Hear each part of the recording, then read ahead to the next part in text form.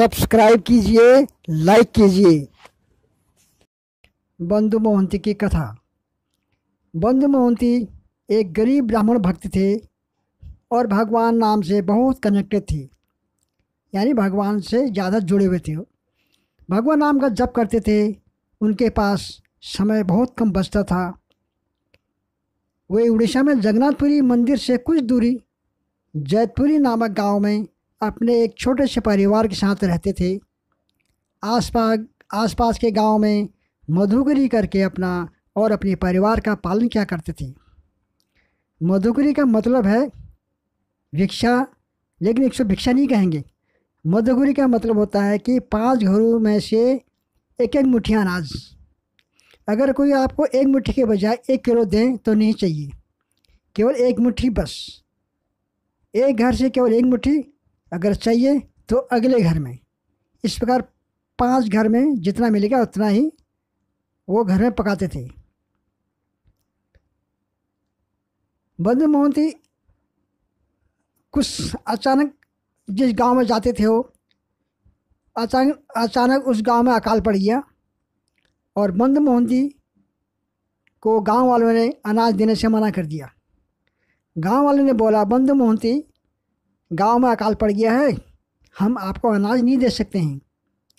यहाँ हमारे परिवार के लिए अनाज नहीं है। और बंधु मोहंती की हालत बहुत ख़राब हो गई। घर में उनकी पत्नी, 2 बेटी, 1 बेटा। उनकी पत्नी बच्चों को लेकर बहुत परेशान हो गई थी। अब हमारा क्या होगा? जैसे सुदामा ब्राह्मण का हुआ था। सुदामा शाक्य भाव में थे और बंधु मोहंती भी शाक्य भाव में थे। बंधु मोहंती की पत्नी उनका बहुत साथ देती थी दुख सुख में, लेकिन जब घर में कुछ खाने को नहीं था तो बेचारी परेशान होकर अपना बैलेंस खो बैठी। उसने कहा कि आप इतना प्रचार करते हो, हरि नाम का जप करते हो, लोगों से भी जप करवाते हो, ऐसा नहीं है कि जो हमारी मदद करें। बंधु मोहंती ने कहा, ऐसा तो कौन है फिर जो हमारी मदद करेगा? मेरे समझ में कुछ नहीं आ रहा है और न ही कोई मेरा मित्र है। जब पत्नी ने जोर से ताना मारा कि इस संसार में आपका कोई मित्र नहीं है, बंधु मोहंती ने बोला, एक मित्र है। पत्नी ने कहा, ठीक है, चलो कुछ दिन आपके मित्र के घर जाएंगे।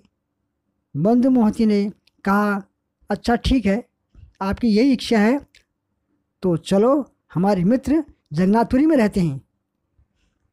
पत्नी खुश हुई और बोली, आपके दोस्त के घर भी जाएंगे और जगन्नाथपुरी भी दर्शन करेंगे, दोनों काम हो जाएंगे। अब ये लोग पूरा परिवार सहित जगन्नाथपुरी पहुँचे और मंदिर में घुसने की कोशिश की। उस दिन बहुत सारे वीआईपी आए थे। बंधु मोहंती गरीब परिवार वालों को धक्का देकर बाहर कर दिया। दर्शन नहीं है, कल आना बोल के धक्का दे दिया। अभी बहुत सारे वीआईपी आए हैं, निकलो यहाँ से। बंधु मोहंती ने अपनी पत्नी से कहा, कोई बात नहीं, हम मंदिर के पीछे बैठ जाते हैं। पत्नी ने कहा, ठीक है, दर्शन तो कल कर लेंगे, अब आप अपने मित्र के घर चलते हैं, जो आपका मित्र है वहाँ चलते हैं। बंधु मोहंती ने पत्नी को बताया कि मेरा मित्र का घर यही तो है जहाँ से हमें धक्का देकर बाहर निकाला था, और कोई मित्र नहीं मेरा यहाँ। अब क्या करें? परेशान हो गए तो पीछे जाके, मंदिर के पीछे जाके फुटपाथ में बैठ गई। चलो दर्शन कल करने लेंगे। उधर देखा जो जगन्नाथ जी की जो रसोई है, मंदिर का रसोई, वहाँ नाले से चावल का पानी बह रहा था। जो रसोई में चावल पकाते हैं, पकने के बाद जो पानी बच जाता है उसको फेंकते हैं नाली में। तो वो नाली में जो उन्होंने देखा कि पानी बह रहा है चावल का, अब ये भूखे तो थे ही, उस नाली में जाकर थोड़ा थोड़ा पानी पी गए और सो गए। चलो आज दर्शन भी नहीं हुए और प्रसाद का भी कोई व्यवस्था नहीं हुआ, कल के कल देखी जाएगी। और ये लोग सो गए। और उधर जब मंदिर का दर्शन बंद हो गया, यानी टाइम हो गया, कबाड़ बंद हो गए, तो जगन्नाथ जी एक पंडित के रूप में सोने के थाली में भर भर के महाप्रसाद लेके मंदिर के बाहर इधर को आ गए जहाँ वो सोए हैं, और ज़ोर ज़ोर से आवाज़ दिया कि बंधु मोहंती, बंधु मोहंती, कहाँ हो? सब जगह आवाज़ लगा रहे हैं, सब लोग सुन रहे हैं। बंधु मोहंती भी सुन रहा है कि कोई मुझे आवाज़ लगा रहा है, लेकिन बंधु मोहंती ने सोचा कि मुझे कौन जानता है यहाँ जो मुझे आवाज़ लगाएगा, कोई और को दे रहा हो आवाज़। अब भगवान को तो दिख रहा है कि बंधु मोहंती कहाँ है। भगवान तो अपने भक्त को ढूंढने में ज़रूरत ही नहीं है, वे तो भक्तों से लीला कर रहे थे।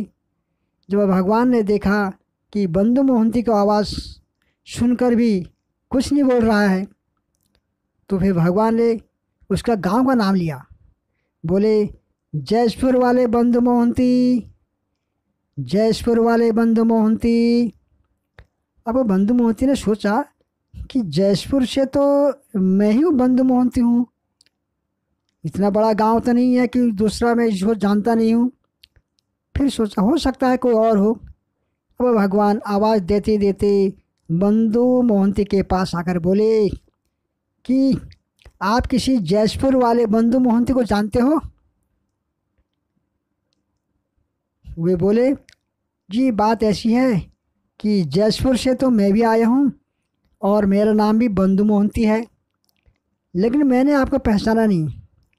भगवान बोले, पहचाना नहीं, छोड़ो, ये लो महाप्रसाद, तुम लोग परिवार सहित खा लो, मुझे थाली लेके वापस जाना है।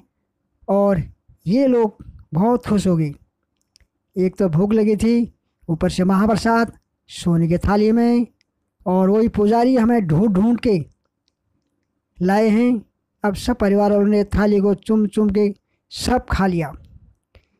और अब ये सोने की थाली जिसमें ये पुजारी जी 56 भोग लाए थे, उनको लौटानी है तो देखा पुजारी गायब। अब क्या करें? बंधु मोहंती ने पत्नी से कहा कि हम फुटपाथ पर सोए हैं और सोने की थाली कोई देख लेगा तो गड़बड़ हो जाएगी।